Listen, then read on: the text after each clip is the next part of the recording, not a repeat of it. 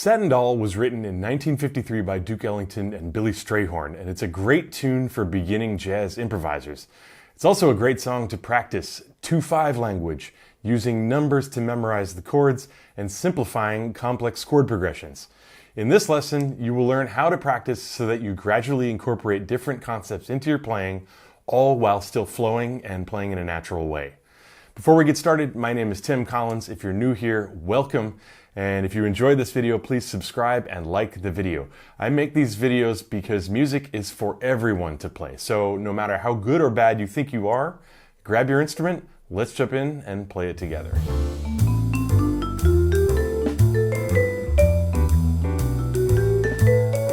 So the first thing you should always do with any new song is to learn the melody. If you already know the melody, you can skip ahead to the next section. If not, here's a demonstration that you can practice along with.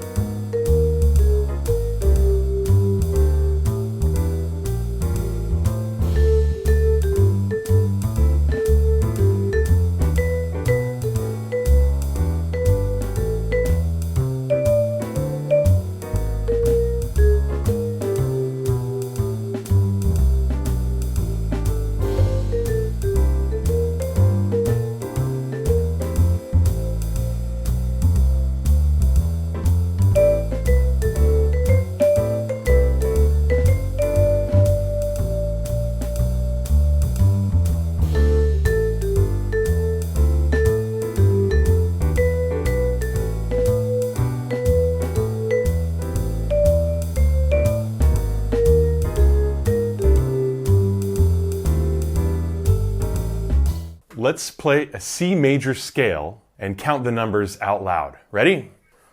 1, 2, 3, 4, 5, 6, 7, and then 1, which is 8.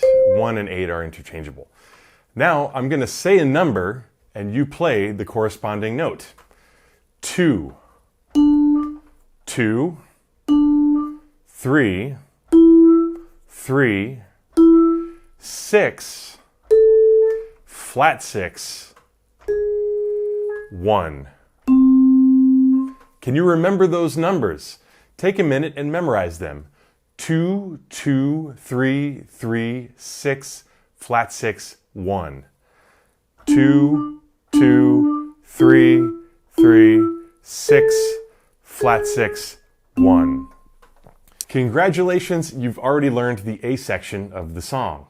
Now, how is that the A section, you ask? Well, let's do the same thing again, and this time, instead of just playing the corresponding note, I want you to build a minor 7th chord on that note. So that means 2 is D minor 7. 3 is E minor 7. 6 is A minor 7. Flat 6 is A flat minor 7. And then 1, this one we're going to play as a major 7. So 1 is C major 7. Here we go, okay? 2, 2, 3, 3, 6, flat 6, 1. Can you see where this is going? Let's do it again, but now I want you to play the minor 7th chord and the corresponding dominant 7th chord like a 2/5 progression. So when you play the D minor 7, the corresponding is G7. E minor 7 goes to A7. A minor 7 goes to D7. A flat minor 7 goes to D flat 7. This, by the way, is why you should practice your 2/5s in all keys. Okay, so let's do it again. I'll say the number, you play the 2/5 built on that number. 2, 2. I have a singing cat here. 3, 3, 6, flat 6, 1. Now you notice that I played this final chord in second inversion, this C major 7. I did this because it sounds better than if I had jumped to root position. Also, if you're looking at a lead sheet, you may also have noticed that there are some more chords after that C major in measures 7 and 8. We're going to talk about those a little later in this lesson. Okay, now let's back up for a second and look at the form of this song. It's a typical 32 measure AABA structure. We've already learned how to approach the A section, so now it's time to look at the B. In this case, we start on G minor 7, which starts at 2-5, 2-5-1 to F major.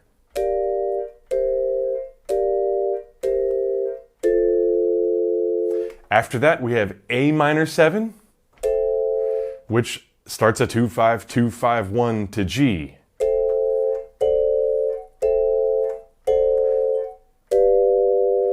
But take note that that last G chord is actually dominant and not major. In the interests of memorization, I'm going to simplify it and only think of G minor, F major, A minor, and then G7. And this is much easier to memorize. 2, 2, 3, 3, 6, flat 6, 1. 2, 2, 3, 3, 6, flat 6, 1. G minor, F major, A minor, G7, 2, 2, 3, 3, 6, flat 6, 1.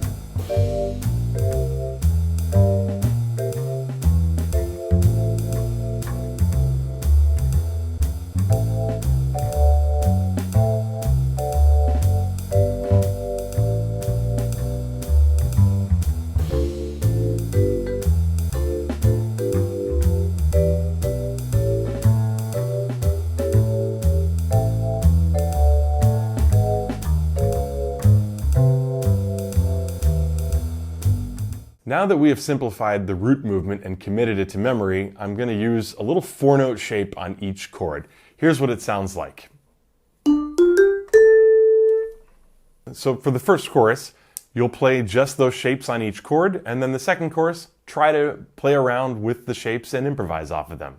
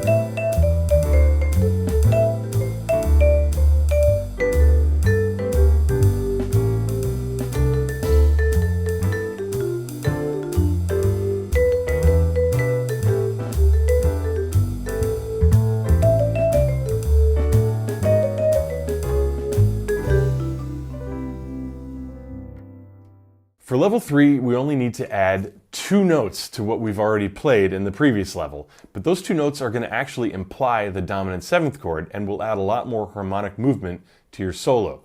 These 2 notes are the 7th followed by the 6th. Now the easiest way to find them within the riff that we've played is to simply play the minor 7 arpeggio and come down a half step like this. The main thing to remember when using this is that you want to time that 6th to land on or just before beat 3, because then it becomes the 3rd on the dominant 7th chord.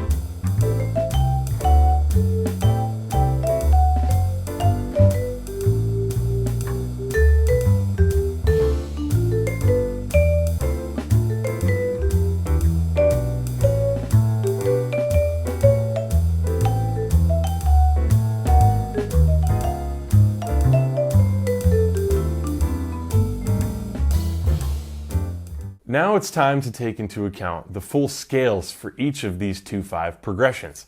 For every minor 7th chord, you will use the Dorian mode. So the D minor 7 is D Dorian, the E minor 7 is E Dorian, A Dorian, A flat Dorian, and of course C major. Then on the bridge we have G Dorian, which of course is the same as F major. Then A Dorian again, G Mixolydian. These scales are important because they show you the options for connecting between the chord tones and also playing upper or lower neighbor tones. So now I'm going to do an improv that uses more of the scales and tries to connect each new chord using the nearest possible note so that you get smooth connectivity between these different scales. I'm also going to start including those extra chords in measures 7 and 8. All I'm going to do is arpeggiate them like this.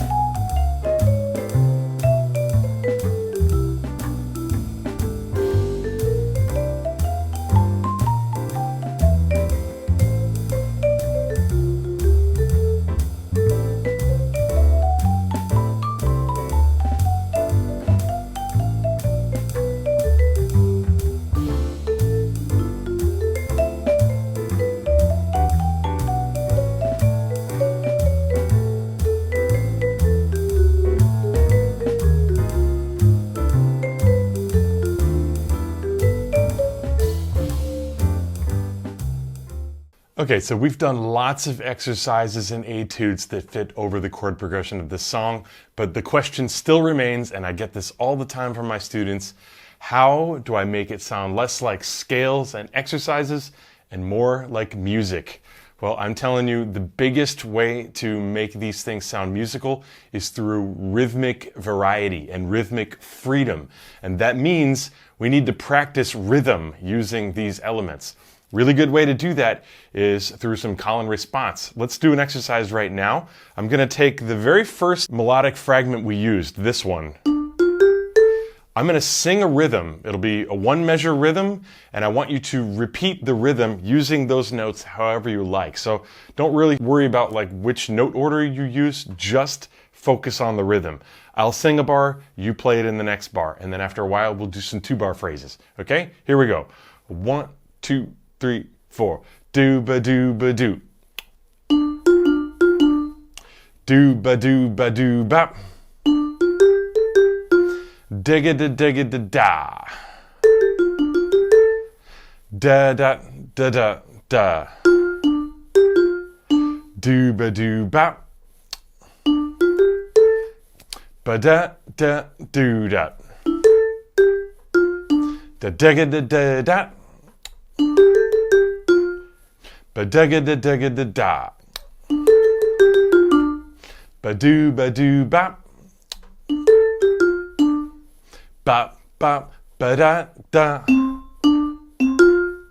Da-da-da-da. Digga-da-digga-da-da. Now let's do some two-measure long phrases. I'll sing a rhythmic phrase for 2 bars, and you play it in time as an answer in the next 2 bars. 1, 2, 3, 4. Do-do-do-da, ba-do-do-da. Do-ba-do-ba-do, do-ba-do-ba-da. Da, ba, ba, ba-digga-da-do-da.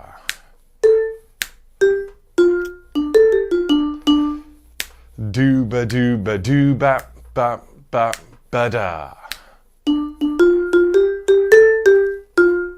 Was that right? Do-ba-do-ba-do-ba-do-bap, bap, ba-da. Digga-da-digga-da-digga-da-digga-da-da-ba-do-da. So you can see, even when you think of these rhythms, you might have to come up with some stickings to phrase it in a way that sounds cool. It's a musical problem. It's a musical way of solving these problems. And we're not doing anything new. It's still just this. It's just those 4 notes. You plug that in over the entirety of the form with this type of rhythmic thinking, and your solos are going to sound much, much more musical. So now it is time to put everything together. I'm going to try to be as rhythmically creative as possible while using only techniques that we've talked about in this video.